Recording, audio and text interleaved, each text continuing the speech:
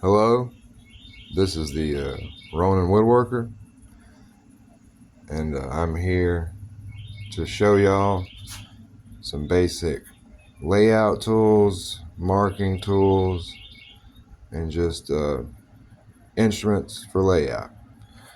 And we're going to start off with showing knives and our pencils and our scribers, pen and Sharpie, stuff we're all acquainted with, but most of y'all probably may not be acquainted with these right here. This is a scriber. We use this in woodworking. I'll take you over here to scribe along a line. We'll do that with our square. I can demonstrate that here in a minute about how all that goes down. So here we go. So we have our knife, we have our scriber,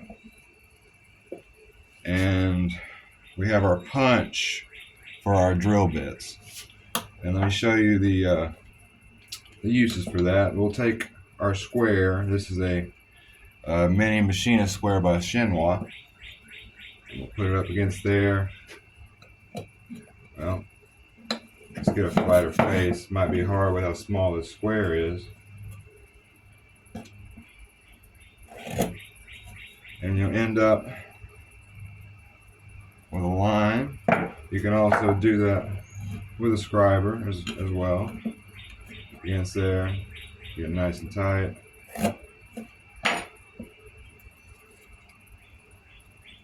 Yeah, that's what our marking knife and our scriber does. As far as the punch, whenever we're doing layout for wherever we're wanting to drill holes for whatever it is, dowels, anything, you'll just go up to wherever you mark. So let's say, I've marked, let's get that good and scribe, and I've come over here, right here, and we're just imagining that right there is where I want my hole. I can come here, put that dead center, bam. And now we have a starting point for our drill bit. As far as other stuff, like you probably already know, like our pencils and markers and pens, they're nice for just general layout. We can take something else that's meant for general layout, like a like a rafter square, a speed square, whatever you want to call it. And we can use our pen to do a line. We can do 45s. We can go to bevels, get a rough bevel, go to 5. Let's go to 25 degrees. That's 25 from that point. Well, actually, that was backwards. Yeah, that was backwards. My bad. Anyway, you get the point. But the thing is, all these do is give you an approximate, whereas our knife, with our marking knife, gives us an exact line of where we want our saw to go. So whenever I put my saw up on this line, there's actually a place for it to go. Whereas with this, I have to follow this and make sure that I don't mess up while I'm cutting the line. I could veer off to the right, I could veer off to the left. With this, there's already a channel that gives my saw the ability to have incredible accuracy. And some of y'all You might be thinking to yourself, well, why would I do that? I'm gonna have to sharpen a knife. Not really. Once you get your knife good and sharp, and it is sharp, all you need after like every use pretty much is you just come here, come to your strop, like so. I'm not gonna go very long, and you're good to go. I mean, we're back in business. Let's take it. This will probably actually cut better now after I've done that. Watch this. And it did. See? This line here is clearly more distinctive than this line here. And all I did was just do a little polishing with my strop. And you'll find with most of your edge tools, if you buy good edge tools, say like a chisel, a marking knife, if the steel's good, you won't be sharpening as much, and you'll be stropping more than you're sharpening if you're wise. And you don't have to have, something like that, like the strop I just showed you. You can have a strop like this and carry it around your belt. I've seen guys do that. Latches on there to your belt, bam, bam, bam, and then we go on with our day. All right. Next on the list, basic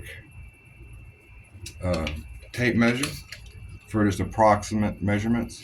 You don't want to be doing really anything exact with a tape measure, because it's not an exact tool. It's to get you an approximate length and approximate width, whatever you're needing to do.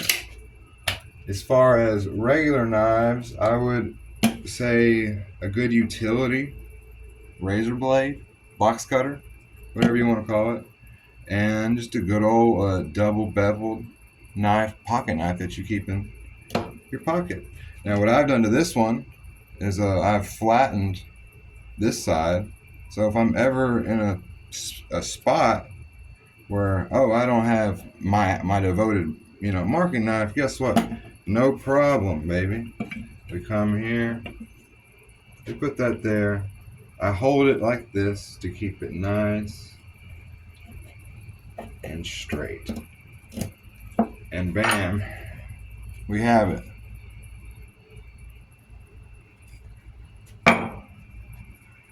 And the reason you want on your marking knives, one side is flat and the other side is beveled, is if it was double beveled, you would be digging a groove this way and that way, which is going to throw your mark off. You're now, whatever that bevel was, however deep you cut with your knife, that's how much you're going to be thrown off as far as your measurement. You need something flat to go up against. That gives you, bam, flat. That's our measurement. All right.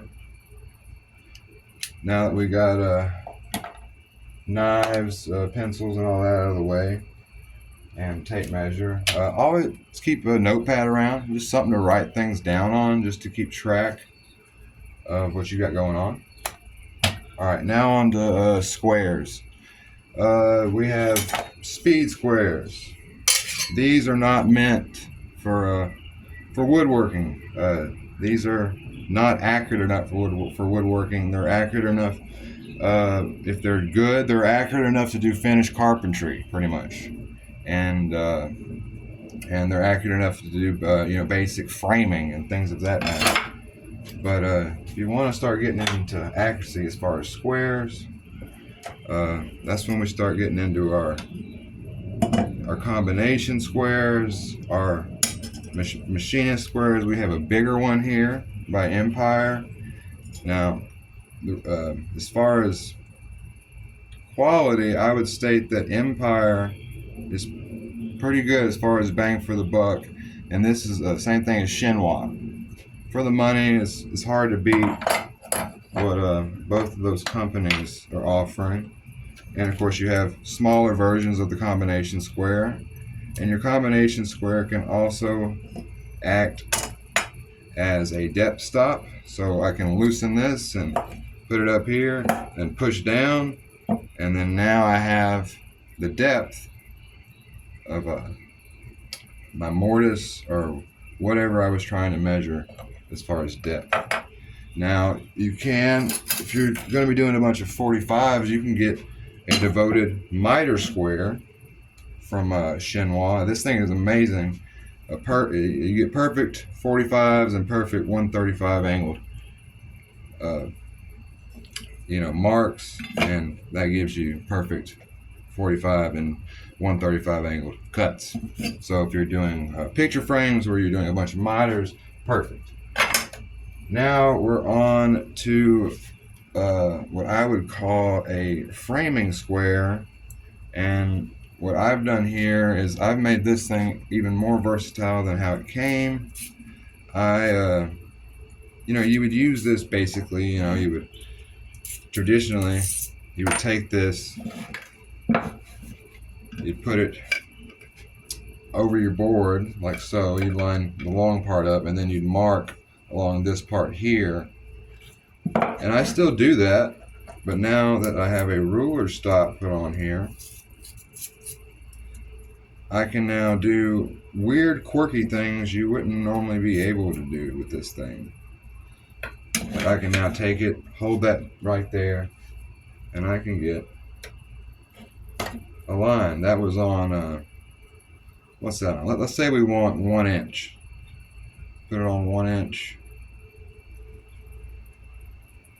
All right, hold it tight.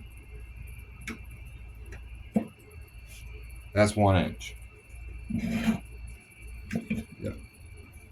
Right, you can't see it that well because I went with the grain, but you get the point.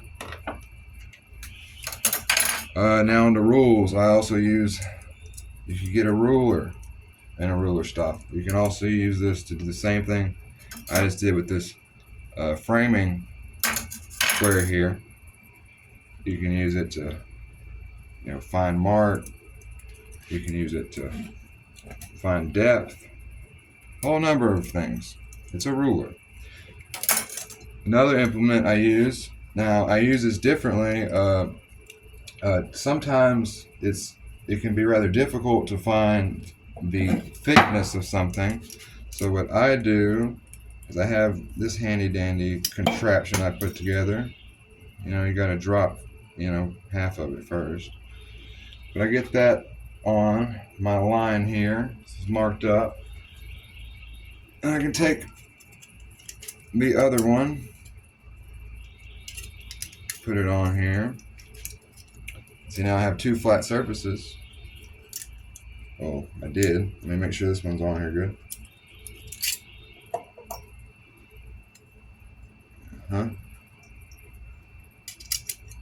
I can take that, get that a little tighter, and bam, I have thickness. I know what my thickness is exactly because I have 2 things butted up against it. I'm not trying to, get an approximate with my eye, with my tape, or with a rule, or with a square, a combination square.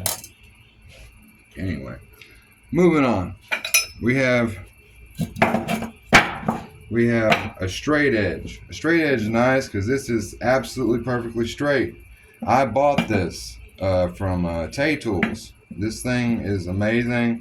It's great. I can put that on a board. I can look underneath here and see, if there's any valleys going on in that board, and then I can shape it, from there, and make things perfectly straight. And it's just great for numerous amounts of things, especially if you're planing. When you're planing stuff, you need something like this to go, oh, this spot right here is high, this spot right here is low, there's a gap in the middle, or whatever. You can use it in a multitude of ways along your board. And this is a 12-incher, so everything up to 12 inches in width, there's no real problem in doing it. You could also just straight up take a piece of 1095, stock steel, and you could take something flat like a piece of granite, put some sanding paper on it, and then put this edge down and sand. and sand until you get this whole thing, flat. And since you made it flat up against something that is really really flat, like granite, granite's pretty flat, polished granite's pretty flat, that'll make this a straight edge, and you can make your own straight edges. And that's what I've done with this one. This is actually a straight edge, and I just marked this little part here to show me that this is not the straight edge part, but this is. All right.